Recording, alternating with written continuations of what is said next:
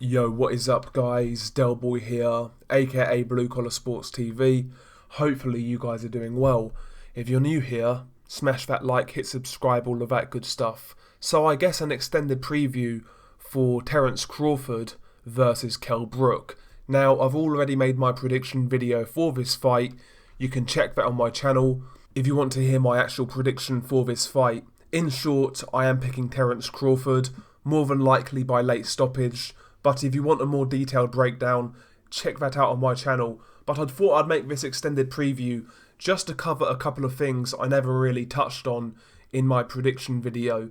First of which being is Terence Crawford going into this fight. What do we expect from him? What should we expect from him? Now, Terence Crawford across the boxing world and in major boxing publications is pretty much a certified top 3 pound for pound level fighter.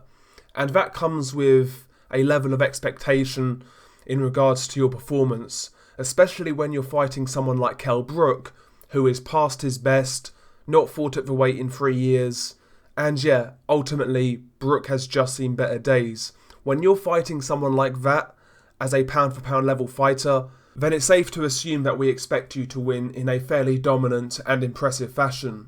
Terence Crawford, for me, really needs a standout performance in this fight for a bunch of reasons. Obviously because he's pound for pound, and when you fight a guy like Kell Brook at this stage of his career, you need to look good to justify that ranking. Because let's be honest, when other pound for pound level fighters in the top 3 have struggled in certain fights, but still won, these guys still get criticised, and some people will call them hype jobs, simply because their performance didn't necessarily merit that pound for pound ranking. Maybe they didn't look too good. And we've seen this on a couple of occasions. For example, when Roman Gonzalez fought Carlos Cuadras, that was at a time when Roman Gonzalez was pound for pound number 1, and Gonzalez had a really hard fight that night.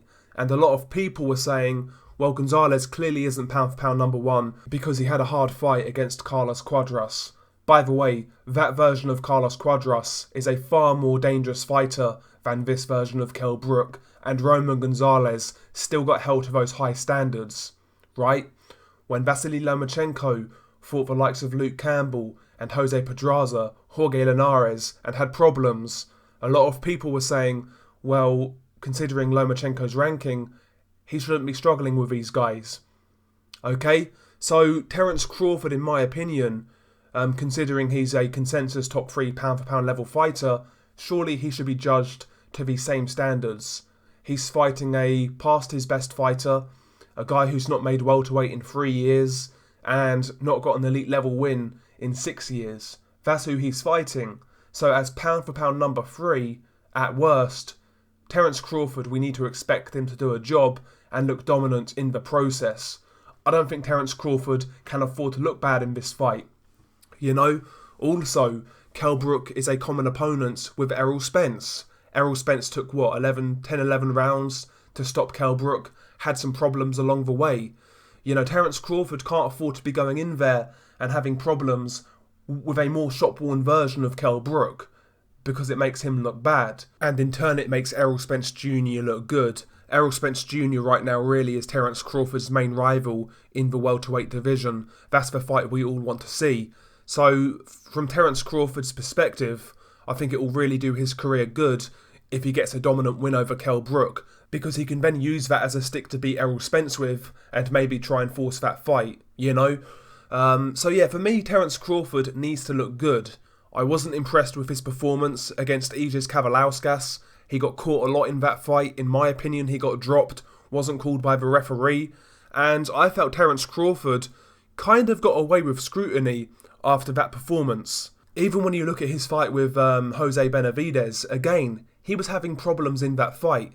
Benavidez, a guy who's not proven at welterweight, came into that fight with an injury, and Crawford had some hard moments, right? So Crawford, to me, has looked a little suspect at welterweight. I think he needs a really dominant performance against Kell Brook to beat that drum and, try and get his name out there for one of these big fights against a PBC welterweight, namely Errol Spence.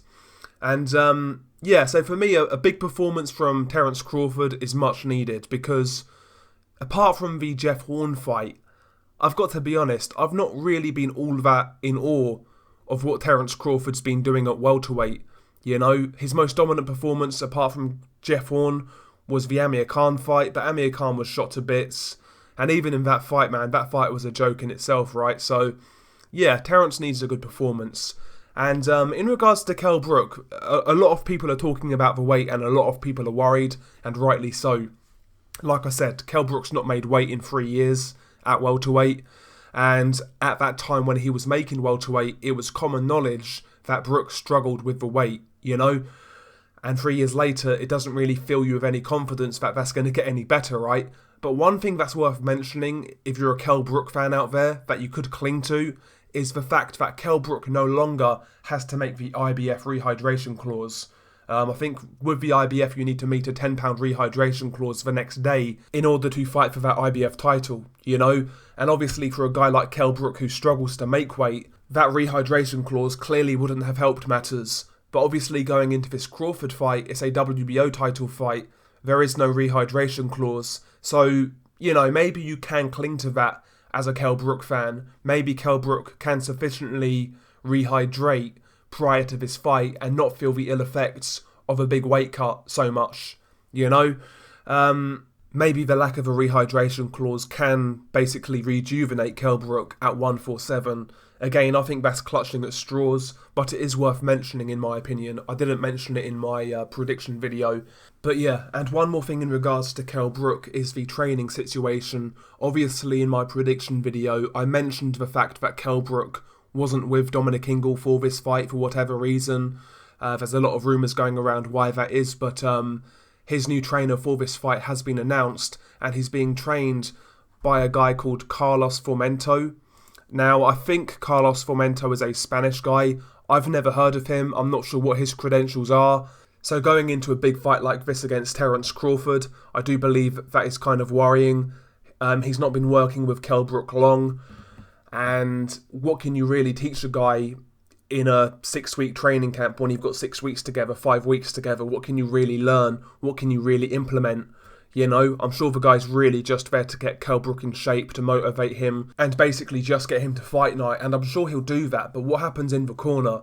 Can Carlos Formento give Kell Brook good advice? Can he handle a crisis when it's going wrong? You know, I mean, someone like Dominic Ingle knows Kell Brook inside and out, and in this sort of big fight scenario, I'd be a lot more comfortable with Kell Brook going in there with someone like Dominic Ingle, someone he's known a long time, not someone he's known for 6 weeks. So the training situation to me is a little bit worrying. What is the reason for the split? Is it merely over money? Kell Brook trying to keep as much money as possible to himself and basically pay a lesser known trainer a lesser fee? Is that the reason? If so, kind of feels like a cash out for Kell Brook. That's what a lot of people are saying. And obviously if it's a cash out, the level of ambition that he once had is not going to be there in a hard fight. So, listen, man, again, I'm picking Terence Crawford to win this fight, more than likely by late stoppage. Just nothing really points to Kell Brook in this fight. I think he's got the skill set, if he was in his prime, to really give Terence Crawford problems, but I don't really think he can put it together for 12 rounds these days. I just think it's gone now for Kell Brook. And, yeah, I expect Terence to win. But I do want to see Kell Brook make a good account of himself, give Crawford some problems, make it a good fight. I would love to see Kell Brook actually pull it off, because I've always been a believer in Kell Brook's talent, but for me he's wasted it. So I would like to see him finally realise his talent and come away with a career best win, but I can't see it happening, to be honest. I've got Terence Crawford by late stoppage. Anyway, share your thoughts below. If you've not seen my full prediction video, check that out. I go into it a lot more in depth in regards to the style clashes and who should do what. But yeah, man, hopefully you guys enjoyed this extended preview. And yeah, man, peace.